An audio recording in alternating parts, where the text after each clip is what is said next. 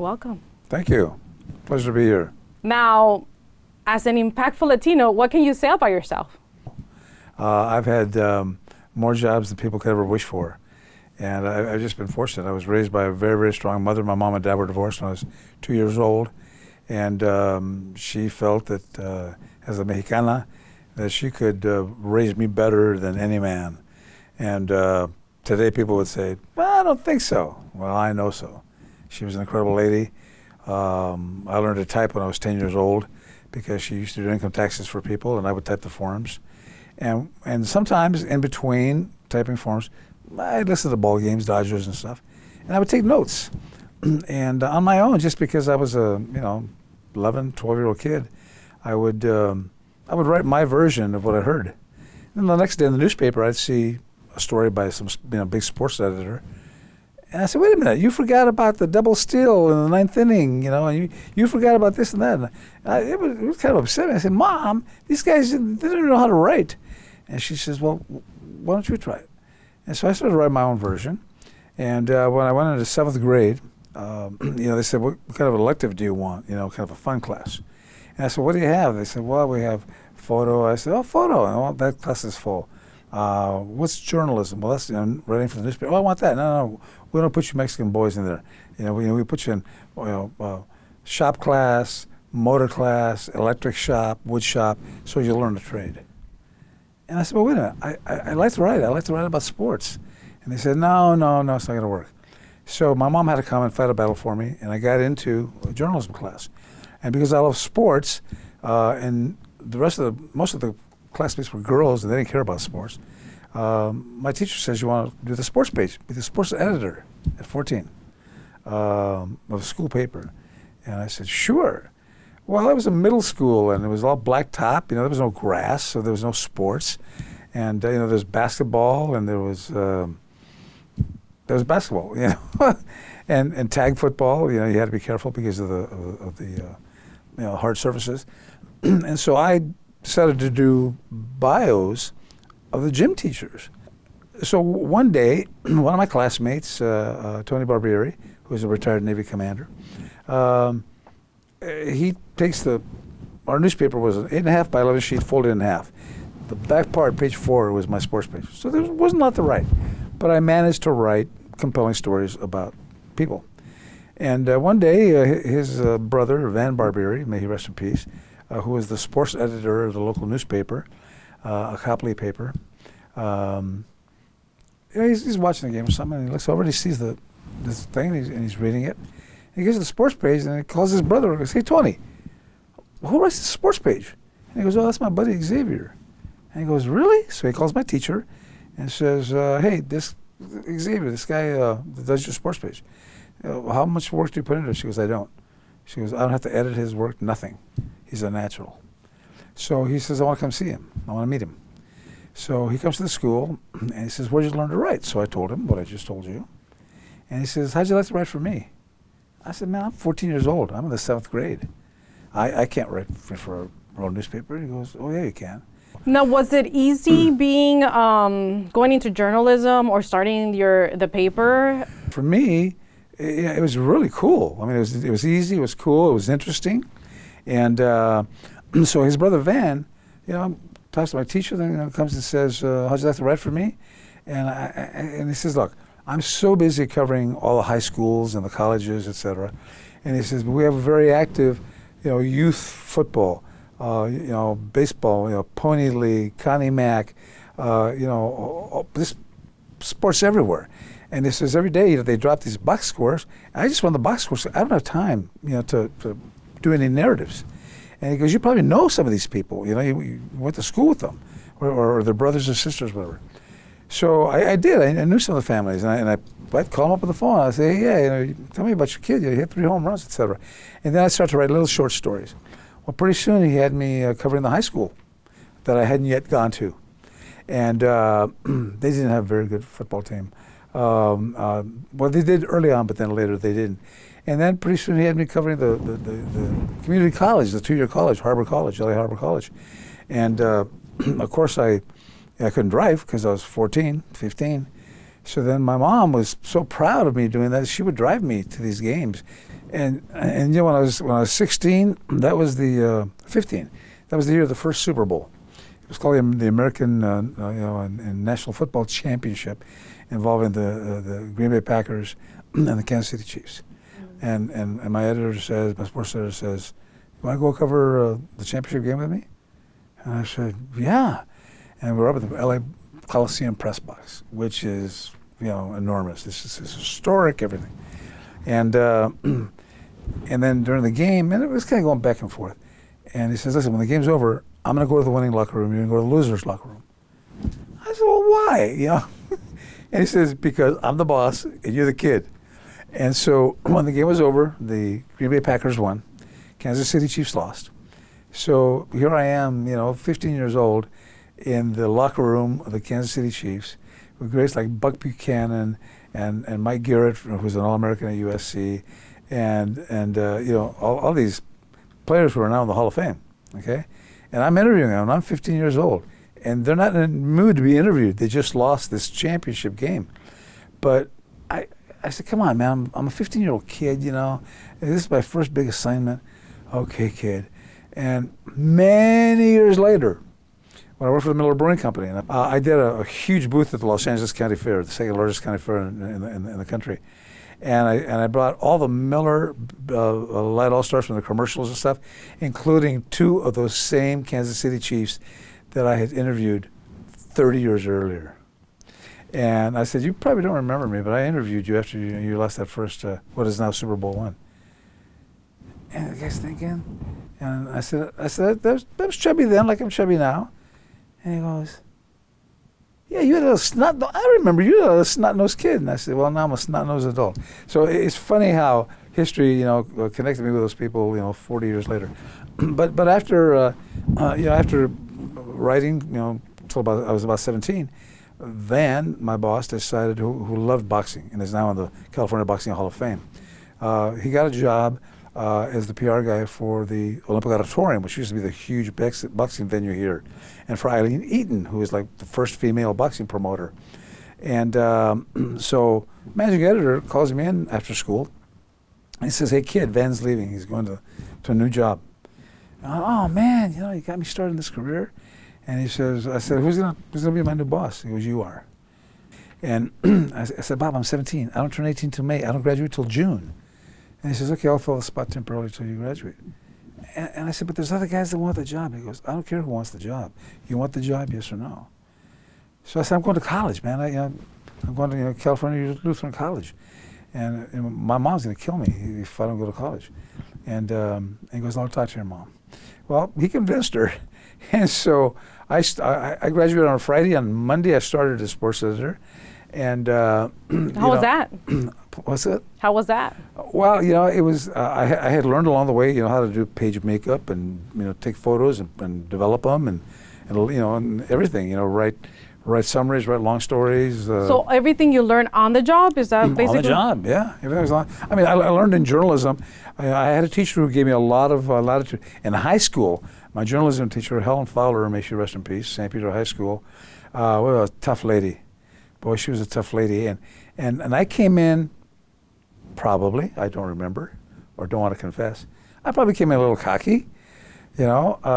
You know, I'm writing, now I'm covering the entire league. I'm covering college. You know, every league has its, you know, most valuable player and its all-star team and everything. That's put together by the Helms Foundation. It's been that way for like 60, 70 years. All these sports writers were in their 40s, 50s, 60s. I was there as a teenager helping pick these all-star teams, and which was really awkward because at night they'd all go to bars and you couldn't go? And I couldn't go. And then when I was about 16, one of the guys says to me, he goes, "You know what?" He goes, "You look old enough." And he goes, "Nobody will know." You started as in journalism, and then where did you, because you changed multiple careers, right? Yeah. What happened is that back in 1971, when LA Times reporter Ruben Salazar was killed here in Los Angeles, there were some riots in East LA and also some down in Wilmington in the Harbor area where I lived. And so I covered them, and I found out that the guy behind this was a guy who ran a nonprofit, Joel Flores, who was a convict, ex-convict, and a drug dealer, etc., who then went to prison during the time that I wrote these stories, after I wrote these stories. And of course, I became the bad guy because, I got this guy kicked out of the community. And so these riots broke out, and I wrote a lengthy series of stories about how all this had led up, to these riots and to, him running and lying on his application for this nonprofit and all of that stuff. And I won all kinds of awards for that. But the community, the Latino community in Wilmington, the radicals, man, they turned on me really, ugly. And so pretty soon, TV crews were coming down and interviewing me because they knew nothing about that story. I didn't either until I wrote it. Yes. And so what happened is that one of the reporters that came down from the all-news station at the time, KFWB, Jim Mitchell, who I just reconnected with in Sacramento a couple of months ago, he interviewed me, and he says, "How old are you?" And I said, "I'm 21." And he says, because I had just switched from sports to news. And he says, you took a lot of risks. He goes, "How in the hell did you find all this stuff?" Mm-hmm. And I said, "Well, Wilmington's a nice community. I spent a lot of time growing up in Wilmington with my mom's friends.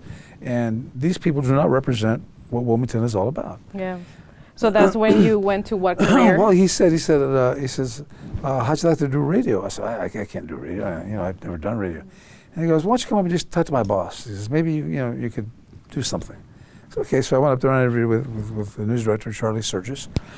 And he goes, "Oh my God," he goes, "you're hired." Well, that night I go home and my godparents call me. And their next door neighbor is Assemblyman Vincent Thomas. There's a bridge named after him that crosses from San Pedro to Long Beach Harbor. And he was the dean of the California Assembly. He was like #1 guy up there. And he lives next door to them. And he wants to talk to me. So I go to my Nino's house. And he was kind of a crudgy, slow-talking old man. And he says, "Hey," he says, I need you to come work for me." And I said, "Sorry, I just took a job with KFWB. I'm leaving the news pilot." And he says, "Where are you going to go?" I said, "Well, all news station." "Oh my God, you're going to be in an all news station?" And I said, "Yeah." And he goes, "Oh man," he says, "I'd love to have you work for me." I said, I just took a job this morning." And he goes, "Yeah, but how about if you work for me? Well, if you work for me, I'll arrange your hours so you can still do the news stuff." I said, "No, that's a conflict." At the time, it wasn't a conflict like it is today, but I still felt conflicted because I just accepted this other job. And so I said, "Well, I'll get back to you." So I called my news director. And I said, "Listen, I've taken the job." I said, "I just want you to know that the #1 guy in the state legislature of Sacramento just offered me his chief of staff job." And he goes, "Seriously?" And I said, "Yeah." And he goes, "We can work something out on your schedule." Today that would never happen, okay? And so I ended up with 2 full-time jobs, salary-wise, but I only worked part-time for both of them. Did you care about helping the people? Oh, absolutely. I mean, Okay. that's the only reason. Because people would call. They were having problems with getting their welfare. They were having problems with getting something done. Somebody died, and their will was problematic, or the bank wouldn't give the family the money. I mean, people would come to legislators at all levels, no matter what the problem is, until they find a solution. And so.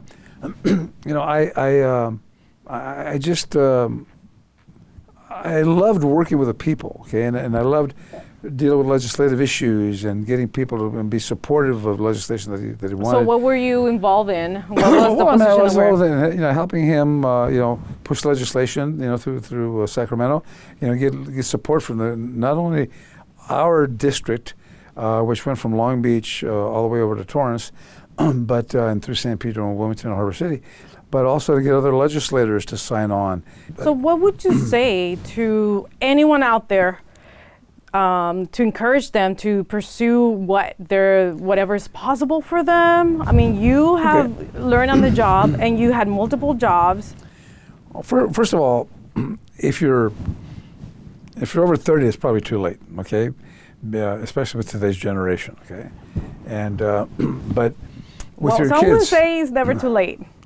You never know. So I grew up around, a fair amount of religion, and I learned to treat people nicely. I tried to be respectful of people, to respect your adults. I was very inquisitive. Good. But I would wait for the right moment. And I said, "Can I ask a question?" And yes, go ahead. And my mom had friends of every ethnicity, you know, Jewish, Filipino, whatever. And either we had a get together at my mom's house, or we went to somebody else's house every single weekend. And I was just meeting, you know, people all over the place, from all over the world, different religions. And we were poor, and some of them were poor, some were like middle class.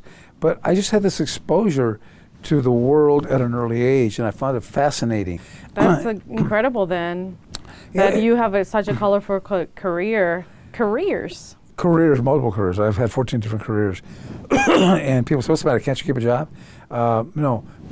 You could actually you could keep multiple jobs. Well, I've had multiple jobs, and I'll tell you about the most multiple in just a sec. My mom taught me not to be afraid to try things. She said, and I said, "Mom, what's the worst thing that can happen?" She goes, "You fail." And I go, "And then what?" She goes, "Go right back, try it again." And I said, "Yeah, but what if I fail?" And she goes, "Figure out why you failed." I mean, it's so basic. You know, you don't have to have a PhD. My mom didn't have a PhD. My mom graduated from Roosevelt High School, and she did tremendous things in her life. What type of ethics has being a Latino influenced you in your careers? Like, what did your mom teach you? Well, you know, my mom taught me, first of all, to work hard, okay, number one, and never say no. Don't say you can't do something if you've never tried it, or if you don't know anything about it. Go check it out. Maybe you'll find it interesting. One of the things she did as a child that I think is important to insert here, because it played a role in the rest of my life, is one day the mailman, you know, knocks on the door, and my mom's name was Blanca Hermosillo. And he says, "Blanca, I got a couple heavy boxes for you." So, "Oh, please bring them in." He goes, "What in the world do you have in these things?" And she goes, "Well, it's I want it to be a surprise for my son."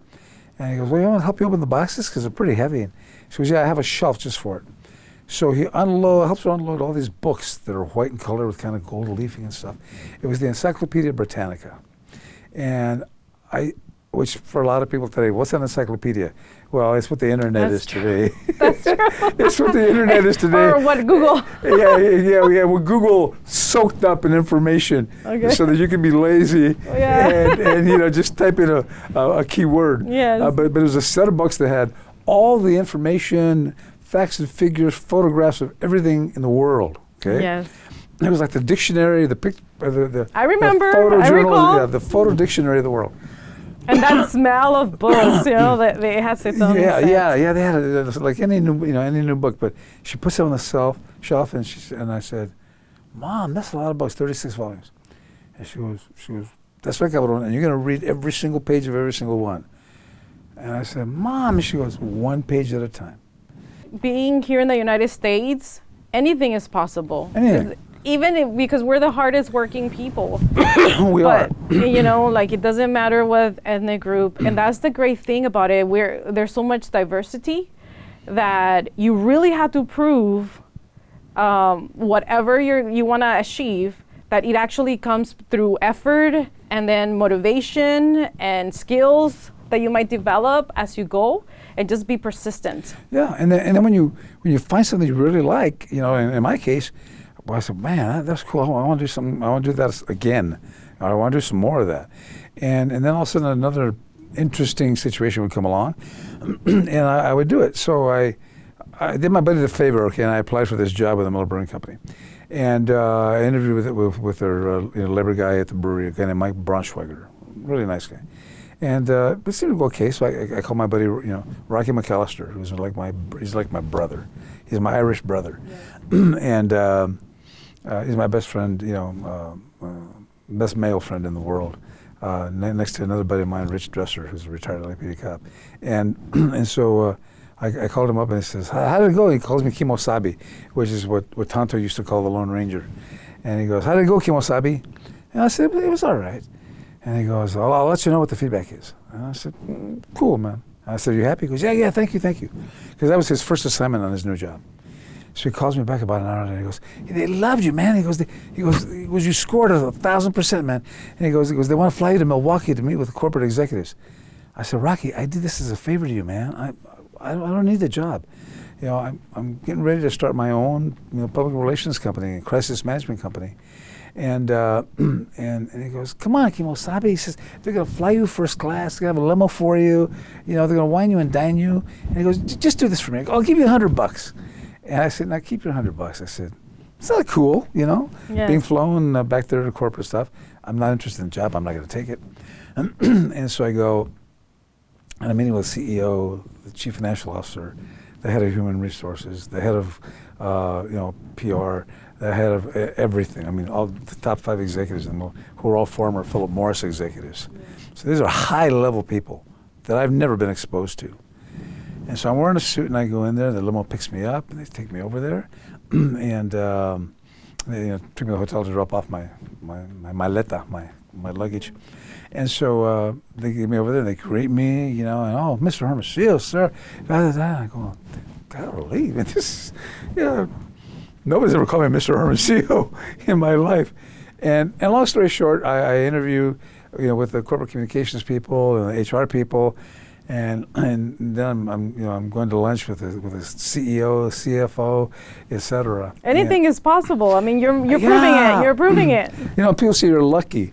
Well, I was blessed. I like to think I was blessed. I don't do things. I pray to God, and God has saved my life. A couple of times, literally, physically, and once in introducing me to my second wife.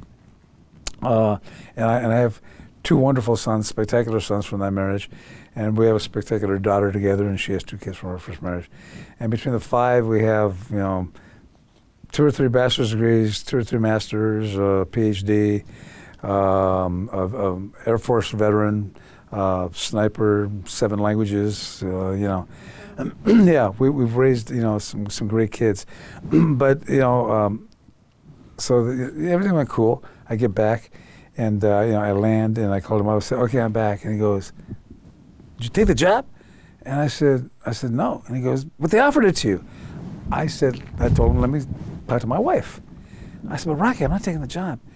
And he goes, "Go meet with Mike again. See what the perks are." Well, you had a car, and at the time, this is 1983, 81, 82, 81. $75,000 salary, 1981. That was pretty good. That's 30 years ago. Yeah. 40 years ago. You will be rolling in it. 40 years ago. And a car, and a corporate credit card, and because it was a brewery, every Friday you got 6 cases of beer. Now, I wasn't a big beer drinker, but I became the most popular guy in my circle of friends. Hey, we're gonna have a confirmation for my neta, for my goddaughter, for my niece, for whatever. Got any beer? And how many cases you need? And we had Miller, High Life, Miller Light, Low and Brow, Dark and Light, and we had like 5 brands of beer. And so I always had beer. I became even more popular. Yeah. But I did that for about 4 or 5 years. And I wanted to get back to starting my own company. And sometimes in the corporate world, especially when you're a subsidiary of somebody like Philip Morris, which they were at the time, which is an international company, and I got to be involved in international crisis management with them. I learned a lot. And I got to do these things with these sports celebrities. They used to be called the Miller Lite All-Stars. Carlos Palomino, famous commercial where he's got a beer and he says, drink Miller Lite, just don't drink the water, because for Mexicans that connected. Yes. So I've been exposed to so many people. I'll send you. I got photos of me with Jesse Jackson, with Jack Nicklaus, with Carlos Palomino, with just all kinds of people that I've met in my life. It's all been, for me, a poor kid from the housing projects. I've been, my life has been so blessed, and I've had hard times. I've had hard times. I mean, there's days when I was like between jobs, and then something came up, and I wasn't prepared financially to deal with it. But that made me strong. I said, you know what? I'm not going to let that happen ever again. And that's how you have to look at life. When life, brings you problems, deal with them. Okay? When life brings you challenges, take them on. call friends. Hey, I got this issue. I don't know. You have any experience? Do you know anybody who does? And I build a network now, like on Facebook. I mean, I got 3 or 4 sites where I've maxed out at 5,000. Okay, Facebook was trying to get me to advertise, and they sent me this thing, and they said, "Do you know what your reach is on Facebook?" And I replied, I said, "No, and I don't care." And they came back, and they said, "You have no time for it."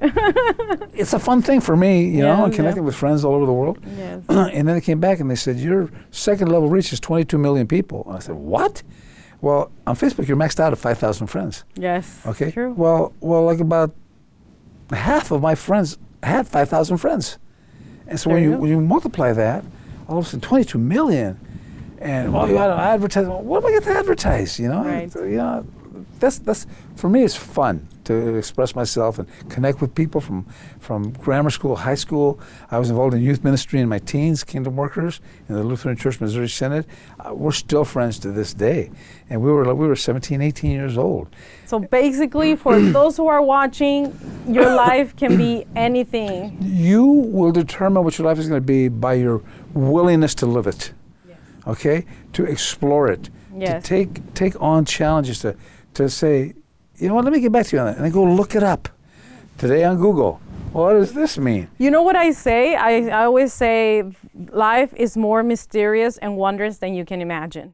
Like I said, I've had 14 careers in my life, and my advice to people is, want to learn, okay? Don't be afraid to learn. Take the chances. Look in the mirror and say, I want to be somebody. I want to be better than what I am. Very good. And, if you have a primary foreign language, learn English and then learn a third language, because this is a competitive world. It's an international world. But thank you so much again, It was a real Xavier, pleasure and honor to be here for coming here with your epic at family. Impactful Latinos. Thank you for the invitation.